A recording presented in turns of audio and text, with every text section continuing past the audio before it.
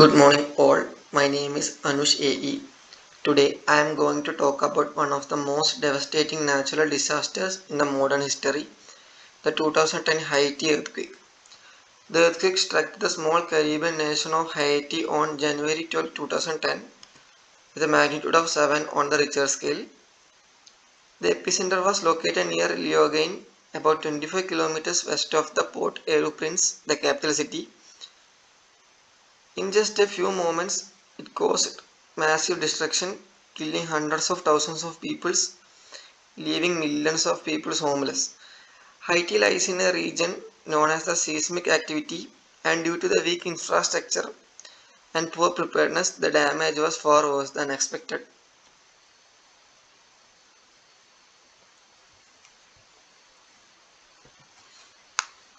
When it comes to the correct date and time, January 12, 2010 at 4:53 p.m., the earthquake was struck on Haiti. When it comes to immediate impacts, around 2,13,000 people were killed at an instant and 3 lakh people were injured. Over 1.5 million peoples were left homeless. The capital city were completely destroyed with the government buildings, schools, hospitals and homes. Communication, transport and power system were completely disrupted, leaving no communication between the peoples and there were no transport between them. And there were lack of medical facilities and diseases were spreading rapidly.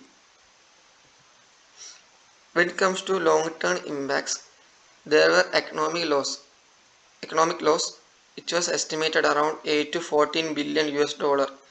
It was so huge that it covers 120% of Haiti's GDP. Unemployment and poverty rates were increasing drastically. There were environmental damage like landslides that affected coastal areas so badly. The social impacts were orphan children, trauma and migration.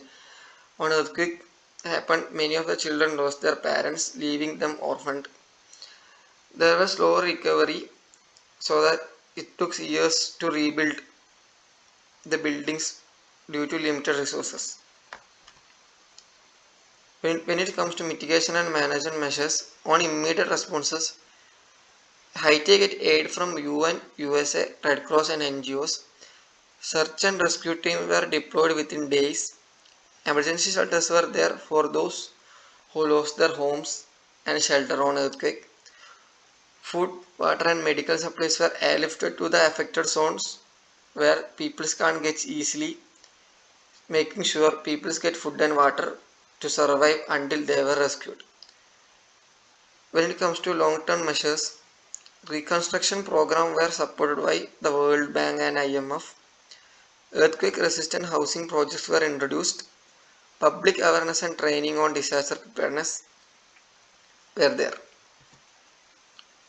When it comes to the future preparedness, strengthening infrastructure using earthquake-resistant designs were very important. When it comes to earthquake-prone areas, there should be a earthquake-resistant building so that it should absorb the maximum damage of the earthquake, leaving no damages. So people's lives should be saved. So strengthening infrastructure with the seismic buildings were very important. Developing a natural disaster response framework, improving urban planning, and reduce overcrowding in risky zones. On reducing the peoples on risky zones, we can reduce maximum damages when a disaster occurs. Regular disaster drills and community awareness programs should be conducted so we can educate the people to how to act when any disaster occurs. Build early warning systems and improve communication networks so when a disaster occurs we can communicate with people and telling them the impacts and safe zones, etc. Encourage international cooperation and long-term aid planning. These are the main steps to follow on future preparedness to avoid the maximum damage on disaster when a disaster occurs. That's it. This was my topic. Thank you.